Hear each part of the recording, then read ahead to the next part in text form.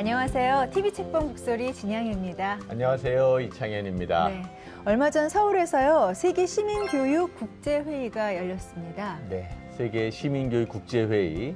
사실 어린이들에게 평화와 인권 교육을 시키는 국제 단체라고 할 수 있는데요. 이 단체에서 우리 촛불 시민과 관련돼서 우리나라가 모범 사례로 꼽혔다라고 해서 뉴스가 되었네요. 네, 우리 아이들이 엄마, 아빠 손잡고 촛불 시위 현장을 많이 경험하지 네. 않았습니까? 이게 세계 시민교육 모범 사례로 꼽혔다고 할 수 있는데요. 최근에 이 촛불 혁명, 촛불 시민혁명에 대해서 좀 다른 관점으로 다가선 책이 발간이 됐습니다. 네, 광화문 촛불이 그냥 우연히 만들어진 것이 아니라 87 6월 항쟁 이후에 우리 사회에 저변에 깔려 있었던 노동자, 농민, 교사, 그리고 시민사회단체에서 차근차근하게 준비되어 왔다라는 그런 관점이지요. 네, 오늘 모실 저자와 오늘의 책 먼저 영상으로 소개해드립니다.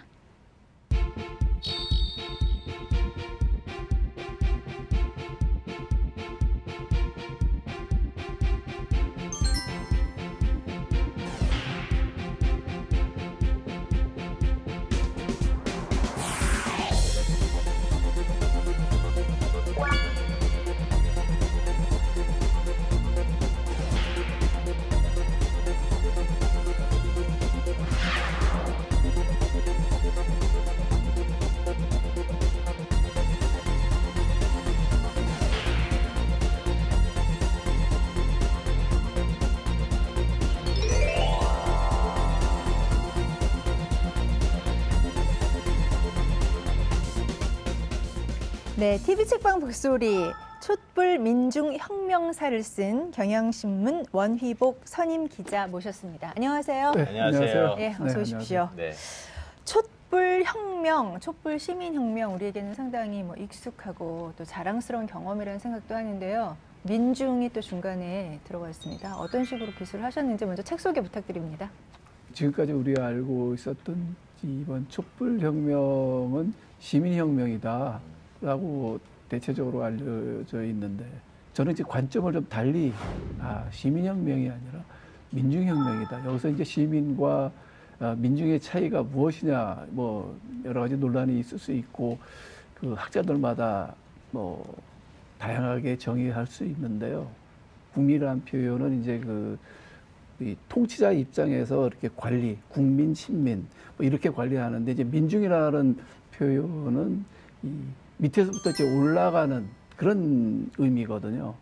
이번 촛불혁명은 바로 그 정치 사회적으로, 경제 사회적으로 소외됐던 사람들이 이렇게 주동을 했다는 측면에서 저는 민중이라고 표현을 했습니다. 네. 촛불 민중혁명사, 이제 민중의 의미를 설명했는데요. 제가 보는 포인트는 저자의 특성 같아요. 뭐 연구자, 그러니까 보통 교수님들, 뭐 다른 문인들 이런 사람이 쓴 게 아니라 현직 기자가 촛불 시민 현장을 지키면서 써 내려온 거예요. 네. 그래서 다른 사람이 썼을 때보다 훨씬 더 긴밀감도 있고 현장성도 높아요. 그런데 이런 거 특별히 쓰겠다라고 마음 먹게 된 계기가 있었습니까?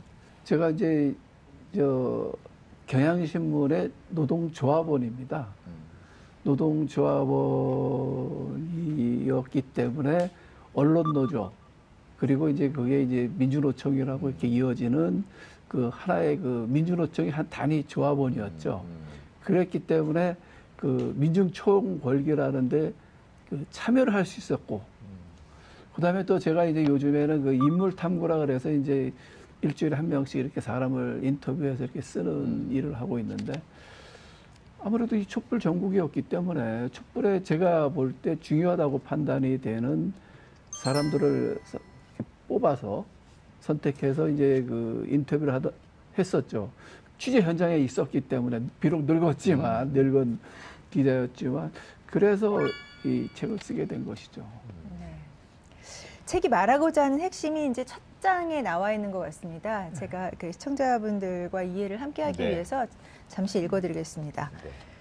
촛불 이후 나온 자료집은 거의 대부분 2016년 10월 24일 JTBC의 태블릿 PC 보도로 인한 최순실의 국정농단을 촛불의 시작으로 기술하고 있다. 심지어 촛불을 주도한 탄핵 퇴진 행동의 시대 구분조차 그럴 정도다. 그러나 촛불의 시발점은 아무리 늦게 잡더라도 2015년 11월 14일 제1차 민중총궐기부터 잡아야 한다. 이날은 고 백남기 농민이 경찰이 쏜 물대포에 맞아 쓰러진 날이다. 민중총궐기를 오랫동안 준비한 민주노총, 전농 등의 민중진영은 이날의 대표 슬로건을 박근혜 정권 퇴진, 가자 청와대로 정했다. 이 부분에 대해서 그러니까 시점을 다르게 보시는 거죠? 그렇죠. 계기가 된 시점을 2015년 11월 14일로 보셨습니다. 그 혁명사를 기록하는 사람들의 고민이 대체적으로 그렇답니다. 혁명의 시작을 어디로 볼 것이냐, 또 누가 주동을 했느냐, 혁명의 끝은 어디냐. 우리가 이제 흔히 이제 1789년에 일어났던 프랑스 혁명 있잖아요. 1789년 7월 14일이 그 바스티유 감옥이 그 함락되던 날이잖아요. 그 민중 파리 시민들이 그걸. 근데 그 시민 계급들이 의회를 제3의회를 시민의회를 구성한 날은 이미 한 2달 전이거든요. 그럼에도 불구하고 그날을 어떻게 공화주의자들 입장에서 보면 그날을 그 프랑스 혁명의 기점으로 볼 수가 있거든요. 그렇지만 프랑스에서는 7월 14일을 기점으로 보거든요. 그게 이제 다양한 역사라는 거는 어떤 관점에서 보고 어떻게 해석해서 쓰느냐에 따라서 그게 이제 사관이라는 것이겠죠. 네. 근데 저는 시민혁명적 관점이 아니라 그 노동자 농민이 했던 민중적 관점을 보다 보니까 그보다 한 1년 전인 네. 민중총궐기부터를 기술하게 시작된 거죠. 네. 그 사이버 혁명에 관해서 네. 좀 말씀을 나누고 싶은데요. 민중들의 사이버 혁명이라고 규정을 하셨어요. 근데 사실 근데 이제 주류 언론들이 좀 힘을 발휘하지 못하니까 대한 언론들을 네. 이렇게 찾기 시작을 했고, 뭐 트위터나 페이스북 같은 데에서 그 형성된 네. 언론들, 그 SNS를 통해서 만든 그 여론들이 상당히 힘을 발휘했는데요. 그 부분에 대해서 예, 말씀을 좀 해주시죠. 그 전에는 어용 기자, 뭐 관선 기자 소리는 들었어도 기자 쓰레기라는 평가를 들은 건 아마 역대 정권에서 아마 언론 전문가 계시지만은 그런 적이 없었잖아요. 네. 정말 참담한 상황이었죠. 근데 이제 요즘에 그 젊은이들은 이미 뭐 트위터라든가 페이스북이라든가 이걸로 굉장히 빠르게 서로 의견을 교환하고 거기서 동의하는 사람은 그 다음날 이미 대한문 앞에서 촛불을 들거든요. 시민단체들이 굉장히 역할이 컸다 그러는데 저는 제가 다 만나봤거든요. 참여연대 사람, 경실련 사람도 다 만나봤는데 그걸 토로를 해요. 굉장히 이번 촛불혁명 과정에서 시민단체 역할이 굉장히 작았다. 어떤 상황에 대해서 의견을 발표하려면 그 집행위원들이 모여서 1박 2일 정도 논의해갖고 나서 결과가 나오거든요. 굉장히 늦죠. 그런데 시민들은 SNS상에서 의견을 나눈 다음에 즉각 그 다음날 돈까지 모으면서 즉각 그 다음날 행동을 하거든요. 굉장히 빠르죠. 더 역동적인 그 연결된 민중들, 네. 그러니까 초연결망으로 연결된 민중들이 이제 이 촛불 민중혁명을 일으켰다 이런 얘기인데요.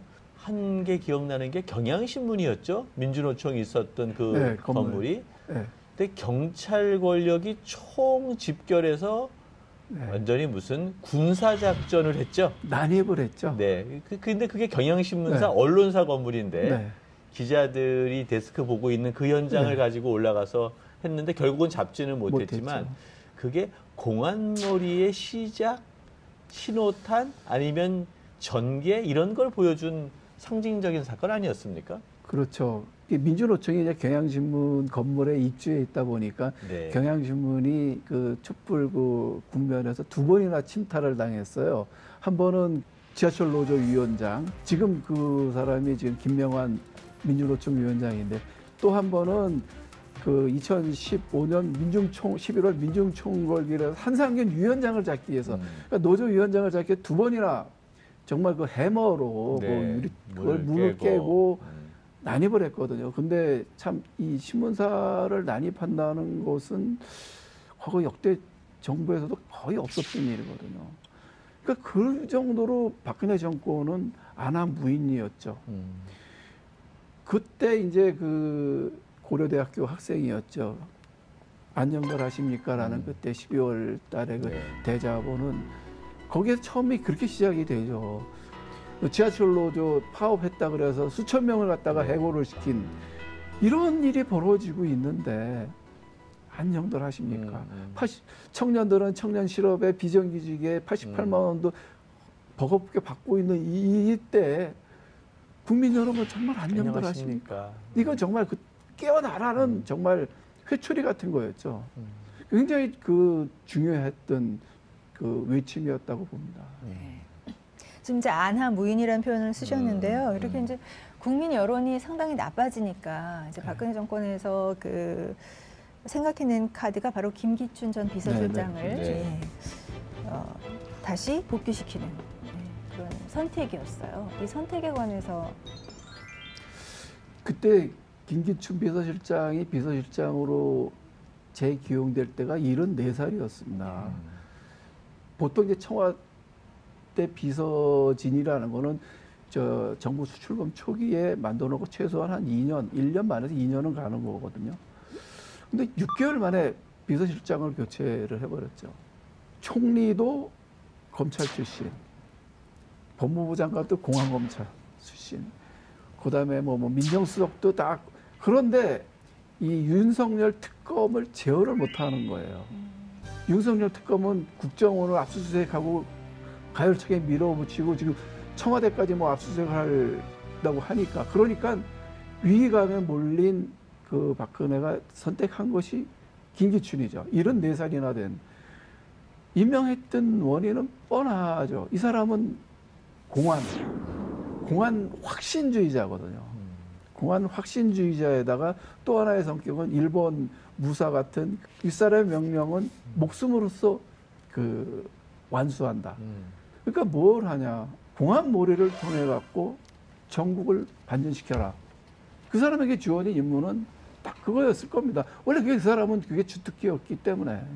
그게 뭐 노동 현장에 있거나 정치인들, 그 뭐죠 진보적 정치인들뿐만 아니라 일반인들도 이렇게 얘기하면 내가 뭐 종북으로 몰리는 거 아닌가? 차기 검열을 엄청 했죠. 이런 컬럼 쓰면 좀 뭐 종북 아닌가? 뭐 이런 스스로의 검열 체계가 있었던 것 같고요.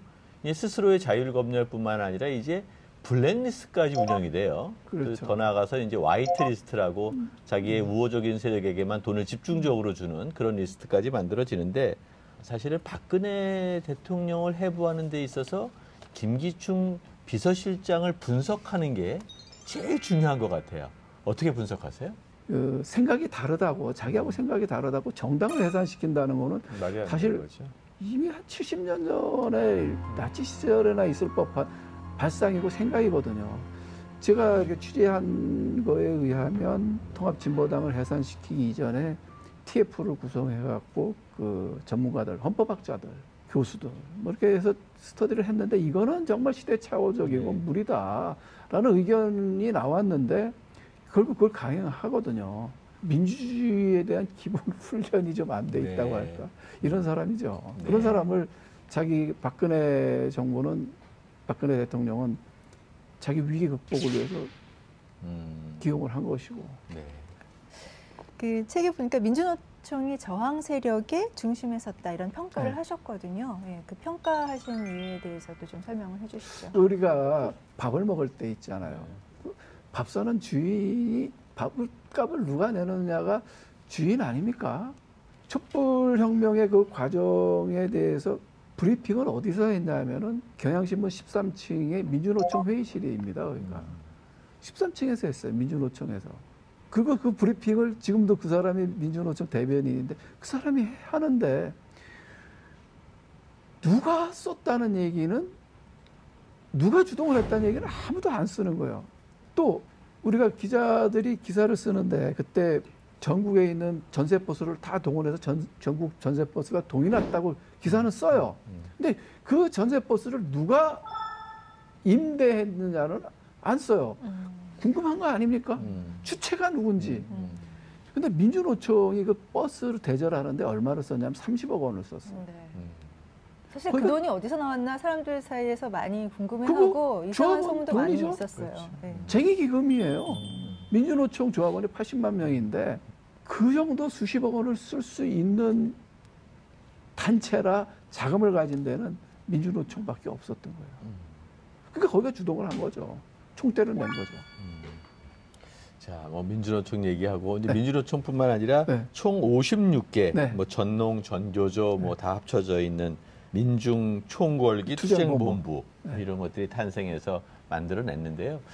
그 조직이 옛날 그 6월 민주항쟁 네. 그때랑은 좀 달랐던 것 같아요. 성격이. 근데 네.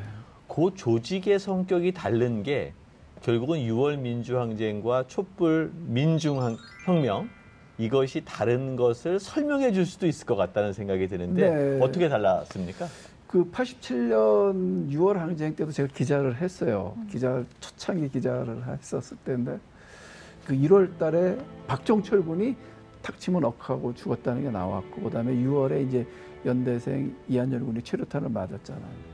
그 중간에 있었던 김대중, 김영삼이라는 두 김씨가 그 직선제 개헌 헌법을 요구하면서 직선제 개헌 투쟁 본부를 이끌면서 그러니까 정치인 거기에 그 나름 이제 시민 사회 이런 직장 뭐 이런 주변에서 이제 털을 잡았던 넥타이 부대가 가세를 했죠. 그러니까 87년 6월 항쟁은 학생 뭐 박종철, 이한열 군을 비롯한 여러 명의 열사들 학생 플러스 그 넥타이 부대 그것을 총괄하면서 자금 지원을 누가 했냐면요. 제야라든가 학생들 다 양김 씨가 했어요.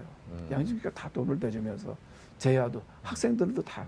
그러니까 정치인 두 김씨. 그러니까 엘리트 혁명이었거든요. 그래서 6월 항쟁이 나오고 6.29 선언이 나고 나서 그 전까지는 노동자, 농민이라든가 이런 어떻게 보면 민중 세력들은 크지를 못했어요. 그래갖고선 6월 항쟁 이후에 30년 동안 생긴 그 민중 단체들의 민중의 저변이 이 지금 촛불에 기반을 놨다고 네. 하는 그 조직력과 민주노총의 조직력과 전교조, 전농 다 그 조직들이 6월 항쟁 이후에 만들어진 조직들이거든요.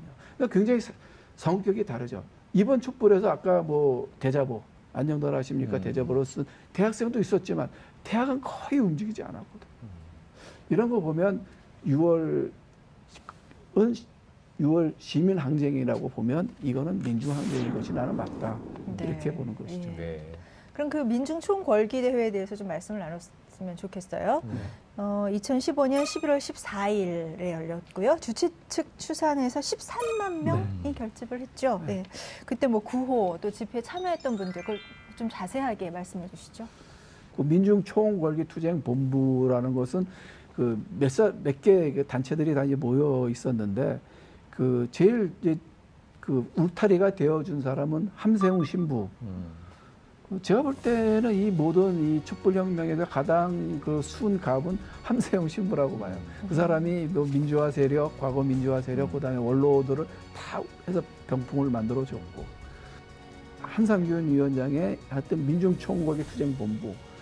그다음에 이제 백남기 농민이 쓰러지니까 이제 백남기 농민 투쟁본부. 그다음에 4.16 세월호 이 네 개의 단체가 민중총궐기 투쟁본부를 이제 만들어서 한 거거든요. 11개의 그 요구사항을 딱 정리를 했어요. 이 요구사항은 나중에 그 이제 촛불이 끝나고 나서 퇴진행동회라는 데가 정리한 것과 거의 유사해요. 첫 번째가 일자리 노동이에요. 쉬운 해고하고 그다음에 비정규직 양산을 저지한다. 쌀값 폭락에 항의한 농산물 수입 저지 운동한 사람.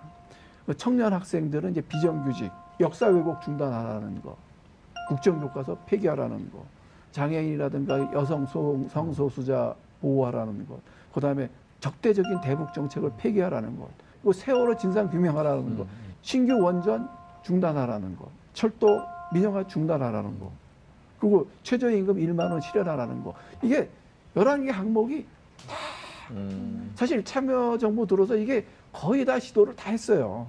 참여정부가 아니라 문재인 정부를 말씀하시는 건가요? 그렇죠. 문재인 정부죠. 네, 예. 문재인 정부. 과거 정부로 생각할 것 같아서. 그러니까 문재인 정부를 만들어낸 네. 바탕이 이 요구에 다 들어있거든요. 그러니까 고스란히. 촛불 민중혁명의 여러 가지 강령과 요구사항이 네. 사실상 문재인 정부의 국정기조랑 이어지게 되는 기본 DNA였다. 그렇죠. 이렇게 보시는 거죠. 네. 자, 그 당시에 정말로 많은 시민사회의 요구들이 다 모여 있었고 모든 집단들이 다 들어와 있었어요. 2,000명이 넘었죠. 그렇죠. 처음에 56개 단체에서 시작을 했지만 네. 나중에 2,000개 단체가 넘었죠. 그래서 이제 국가폭력을 사람들이 인지하기 시작한 아주 중요한 이미지적 사건이 있었던 네. 것 같아요. 백남기 농민이 이제 네. 물대포로 쓰러진 네. 것인데요. 광화문 아스팔트 현장에서 물대포에 쓰러진 늙은 농민. 이게 시사하는 바가 상당히 컸던 것 같아요. 어떻습니까? 이게 중요했던 이 촛불혁명에서 그 백남기 농민의 그 죽음이 그 없었다면 굉장히 어려웠던 상황이 아니었겠냐 그 생각을 해요. 그래갖고 그 제 책에 보면 저는 이렇게 그 이번 촛불에서 가장 극적인 장면을 꼽으라면 사람들은 다 광화문에서 100만 촛불이 모인 장면을 꼽죠. 청와대에서도 그런 벽화가 걸려 있고 그런데 저는 그것이 아니라 여기에 보면 이제 이게 언제냐면 9월 25일 그 2016 9월 25일 서울대 병원의 상황이거든요. 거기 볼펜으로 뭘 쓰셨네. 네. 뭐라고 쓰신 겁니까? 이게 뭐냐면 그 마스크를 썼잖아요. 이게 네. 백남기 농민이 숨지자 경찰이 압수수색 영장을 발부해서 시신을 탈취를 하려고 했죠. 왜냐하면 병사라고 서울대 병원은 병사라고 계속 얘기를 하니까 이게 불투명하니까 시신을 압수해서 이제 사인을 조작하려고. 그래서 그 시신을 뺏기지 않으려고 이 여성들이 스크럼을 짜고 시신을 사수하는 장면이거든요. 이게 이제 그 중환자실에서 영안실로 가는 그 서울대 병원, 그 짧은. 그러니까 돌아가시고 나서. 네, 예, 네. 정말 이건 이게 피리처 성감이라고 보는데 네. 피감한 표정으로. 제가 쓴 거는 이 마스크를 썼기 때문에 이 사람들이 누군지 모른다는 거잖아요. 그래서 그 출판사에서는 이제 이 사람들이 누군가를 한번 찾기를 해보자. 그래서 몇 사람은 찾은 거예요. 네. 뒷줄은 마스크 안 쓰신 분들도 네, 많으시잖아요. 있는데 이 앞에 이제 그 여성분들 네. 보면 문경식 뭐 정의당 뭐 당원도 있고 그다음에 그 이화숙 민주당 공동대표도 있고 그러니까 하여튼 그런 진보 정당의 진보 운동하시는 분들이었던 것 같아요. 네. 근데 이게 가장 상징적인 장면이죠. 네. 그럼 그 사건이 일어난 현장을 책에 기술하셨거든요. 네. 그 부분을 제가 좀 네. 읽어드리겠습니다. 예. 물대포는 처음 멀리 있는 시위대를 향하더니 곧 전경버스 앞 4m 정도 거리의 노인을 겨냥했다. 물대포를 쏘는 최 경장은 물대포 조작 초보였다. 원래 격리 담당이었던 그는 안전을 규정한 살수차 운용 지침을 바로 전날 한 번 봤을 뿐이었다. 6시 56분 직격으로 물대포를 맞은 노인은 왼손에 줄을 잡고 주저앉더니 곧 손을 놓쳤다. 물대포는 노인의 머리를 겨냥해 계속 퍼부었다. 바닥에 쓰러진 노인은 맥없이 근 1m나 쓸려 나갔다. 물대포 위력이 얼마나 셌는지 노인이 입은 푸른색 조끼가 다 벗겨질 정도였다. 그래도 물대포는 계속 그 노인을 겨냥했다. 쓰러진 노인 주변에서 누군가 빨리빨리라고 소리쳤다. 청년 몇 명이 겨우 물대포가 미치지 못하는 곳으로 노인을 옮겼다. 정신을 잃은 노인의 입에서 피가 흘렀다. 누군가 어르신, 어르신 하고 외쳤으나 노인은 아무런 반응을 하지 않았다. 한참 지나 119 구급차가 도착했다. 달리는 구급차 뒤로 한 여성 사회자의 구호가 들렸다. 민주주의 파괴하는 박근혜는 사퇴하라. 이 186페이지의 부분을 제가 읽어드렸습니다. 근데 사실 이 집회가 언론에서 이렇게 프레임되기로는 상당한 폭력 집회였다. 예, 이런 식의 언론 보도가 네. 계속해서 나왔었거든요. 저는 아무래도 기자다 보니까 그때 청와대는 뭘 하고 있었느냐. 그걸 같이 비교해서 봐야 이게 좀 입체적으로 보이지 않겠어요. 그래서 이제 그 청와대를 의 움직임이 어땠는가를 이제 뭐 나름 제가 취재했던 거인데 다행히 죽은 김영한 민정수석의 업무일지가 청와대의 매일 사태를 기록하고 있었거든요. 또 그다음에 안종봉 정책수석도 네. 업무일지도 있고 그걸 이렇게 교차해서 이렇게 보면 11월 14일 민중총궐기의 폭력성을 부각시켜라. 홍보수석한테 이렇게 지시를 합니다. 그러니까 언론은 뭐 그런 지시를 아무 검증 없이 그대로 따라서 보도한 것이죠. 근데 이렇게 이제 뭔가 일촉즉발의 이런 갈등이 첨예화되던 이 계기가 좀 바뀌는 그 계기를 박원순 서울시장이라고 평가를 하셨거든요. 네. 사실 잘 알려지지 않은 몇 가지의 이제 이 촛불혁명, 그러니까 퇴진행동이 기록하고 있는 거 말고 그 이전에 민중총궐기 과정에서 이제 몇 가지 변곡점이 있어요. 하도 이제 1차 민중총궐기 이후에 폭력 집회라고 하니까 집회 허가를 안 내주는 거죠. 안 내주니까 이 민중총궐기 투쟁본부에서는 처음에 이제 서울역에서 하겠다니까 안 내주고 그러니까 근데 마침 그때 박원순 시장이 광화문 광장을 내줘요. 여기서 이 민중총궐기 이 사람들 굉장히 영리하게 머리를 쓴 것이죠. 집회를 하지 않고 문화제를 하겠다 하고 집회 서울시에다 요청을 하니까 서울시에서 박원순 시장이 해라. 이게 굉장히 중요한 저는 변곡점이라고 봐요. 민중총궐기가 계속 어디서 주로 열렸냐면 시청 앞에서 열렸거든요. 네. 근데 광화문 광장에서 뭐가 있었냐면은 세월호 유족들이 거기서 계속 농성을 하고 있었잖아요. 이게 세월호하고 직접적인 또 결합을 하는 계기가 되고 광화문 광장을 얻었다는 거. 시위가 민중총궐기가 문화재 성격이 굉장히 가미가 돼갖고 굉장히 유쾌하고 부드러워지고 그다음에 풍자적이 되어버린 거죠. 그러면서 이게 일상화되고 국민들하고 친숙하게 다가서는 계기가 됐다고 봐요. 사실 그 이전 시장들은 다 사람들 모이면 차벽으로 둘러싸여서 사람 한 명 들어가지 못하게 광장을 비워놓기도 했는데 광장에 사람이 자유롭게 의사표현을 할 수 있도록 만든 그 공이 박 시장의 공이다. 또 이런 박 시장께서는 그때 물대포에 백남기 농민이 맞으니까 물 공급하지 말아라. 네. 그 지시했잖아요. 네. 그것도 굉장히 중요한 저거죠. 저는 문화재 아까 말씀하셨는데 우리가 광화문에 가면 전인권을 만날 수 있어. 광화문에 가면 이승철을 만날 수 있네. 김제동이도 나오는데 뭐 이런 거에 큰 변화. 유모차도 나오고 대학생 자녀와 아버지가 함께 나오고 이런 큰 변화가 생겼던 게 아닌가 생각이 들어요. 그러니까 문화예술의 힘? 이게 있었던 거 아닌가요? 촛불에서 굉장히 큰 역할하고 또 이런 아주 유쾌한 시위 문화를 만드는데 역할을 많이 했죠. 근데 이제 저는 그 전에 촛불 노래 가장 많이 불렀던 노래가 헌법 대한민국은 민주공화국이다라는 이 노래잖아요. 윤민석 씨가 만든. 근데 정작 윤민석 씨는 그렇게 촛불 국면을 늘상 불렀는데 조명되나요? 공을 인정받나요? 우리가 안치환도 민중가수라고 하지만 조금 많이 대중화된 사람인데 윤민석은 그렇지 않았거든요. 실제 윤민석은 실제 운동을 해갖고 실제 국가보안법으로 잡혀 들어갔던 전력도 있는 사람이. 그러니까 자꾸만 배관시하거든요.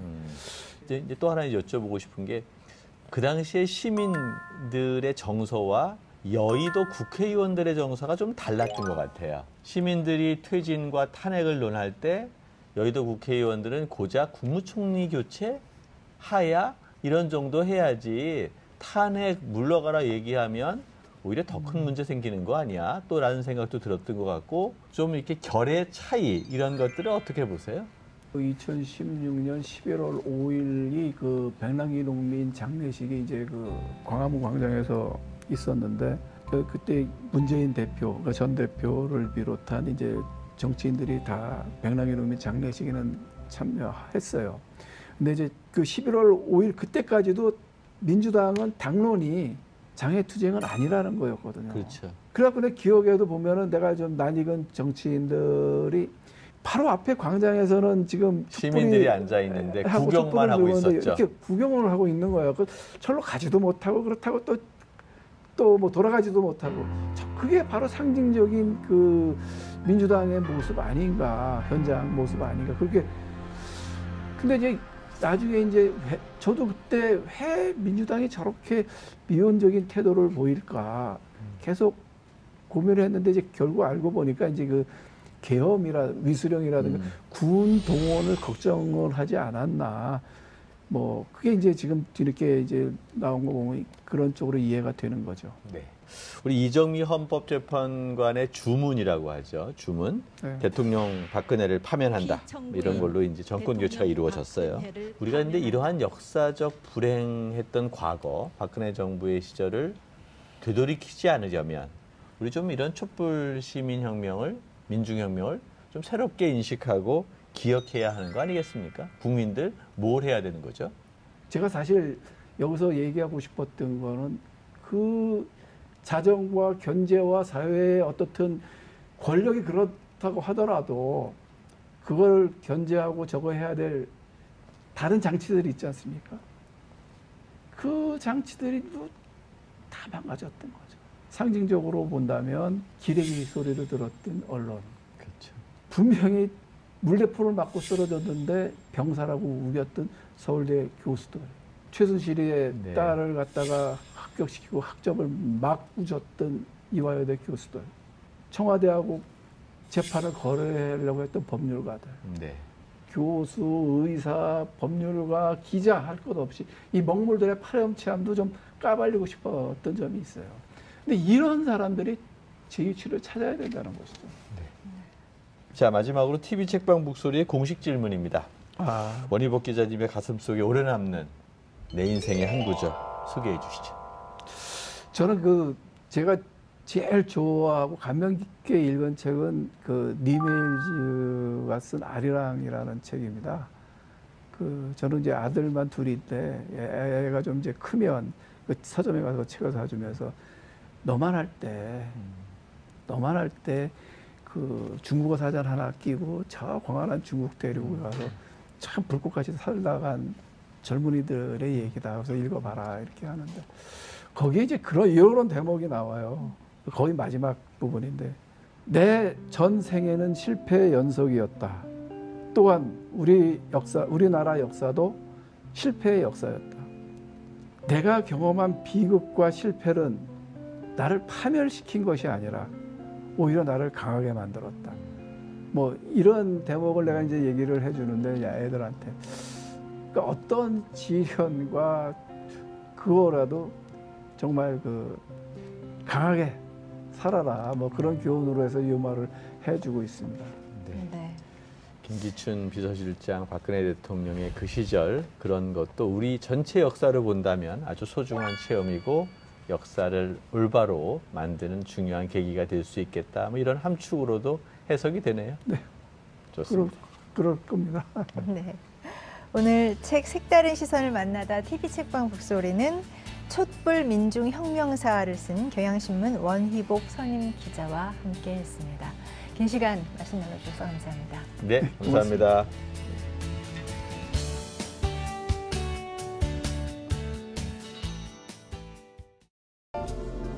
Let there be oysters under the sea. Let there be wind and occasional rain. Chili con carne, sparkling champagne. Let there be